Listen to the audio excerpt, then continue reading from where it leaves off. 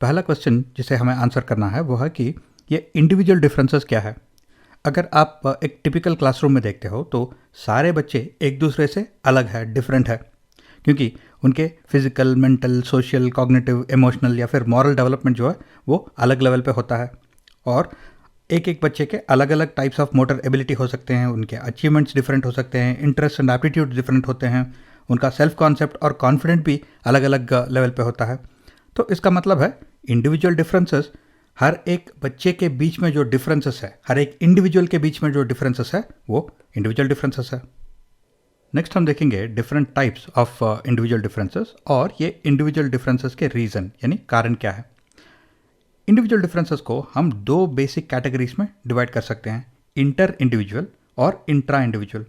Inter individual यानी दो अलग अलग पर्सन्स या दो अलग अलग चिल्ड्रन के बीच में डिफरेंसेस, जैसे कि एक बच्चा मैथ्स में बहुत अच्छा परफॉर्मेंस दे सकता है और एक बच्चा साइंस में बहुत स्ट्रांग है, तो ये उन दोनों बच्चों के बीच में डिफरेंस है, तो ये इंटर इंडिविजुअल डिफरेंसेस है।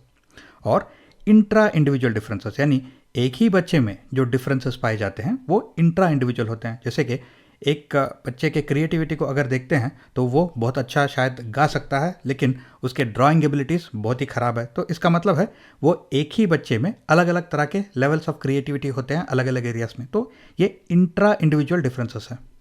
और ये डिफरेंट टाइप्स ऑफ डिफरेंसेस जो है इंटर या फिर इंट्रा, ये कहाँ पे पाए जाते हैं?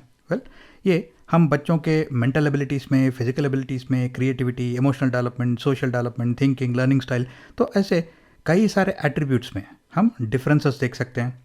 ये डिफरेंसेस जो है ये दो बच्चों के बीच में यानी इंटर इंडिविजुअल हो सकते हैं या फिर एक ही बच्चे के अंदर हो सकते हैं यानी इंट्रा इंडिविजुअल। जैसे कि एक बच्चे के मेंटल एबिलिटीज़ बहुत ही स्ट्रांग हो सकते हैं, लेकिन उसके फिजिकल एबिलिटीज़ शायद सब पार है यानी बहुत ही वीक है, और ये हो गया इंट्रा इंडिविजुअल। और ये इंडिविजुअल डिफरेंसेस किस तरह से हम एक्वायर करते हैं, इनके पीछे क्या रीजंस होते हैं? कुछ डिफरेंसेस इनहेरिटेड यानी नेचर के वजह से होते हैं और कुछ डिफरेंसेस एक्वायर्ड यानी नर्चर के वजह से होते हैं। नेचर यानी इनहेरिटेड जो है वो हेरिडिटी होता है, यानी कि जो डिफरेंसेस हम जेनेटिकली एक्वायर करते हैं हमारे डीएनए के थ्रू।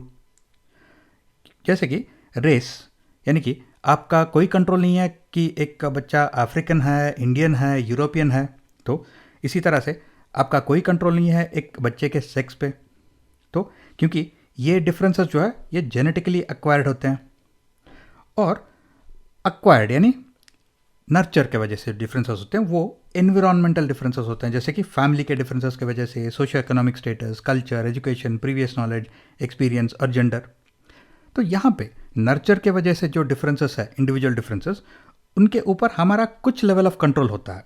जैसे कि अगर एक बच्चा जो है वो बहुत ही पुअर इकोनॉमिक स्टेटस फैमिली से है और उसके डिफरेंसेस जो है वो इस वजह से है क्योंकि उसे अच्छे फैसिलिटीज़ नहीं मिल रहे हैं, उसको अच्छा न्यूट्रिशन नहीं मिल रहा है। अगर उस बच्चे को अच्छे फैसिलिटीज़ दिया जाते हैं और अच्छे रिसोर्सेज दिए जाते हैं तो इस तरह के डिफरेंसेस को एड्रेस किया जा सकता है। यानी कि जो हेरिडिटी की वजह से डिफरेंसेस है उनके ऊपर हमारा ज़्यादा कंट्रोल नहीं है या कुछ भी कंट्रोल नहीं है, लेकिन जो एनवायरमेंटल फैक्टर्स की वजह से जो डिफरेंसेस है उनके ऊपर हमारा some degree of control definitely है।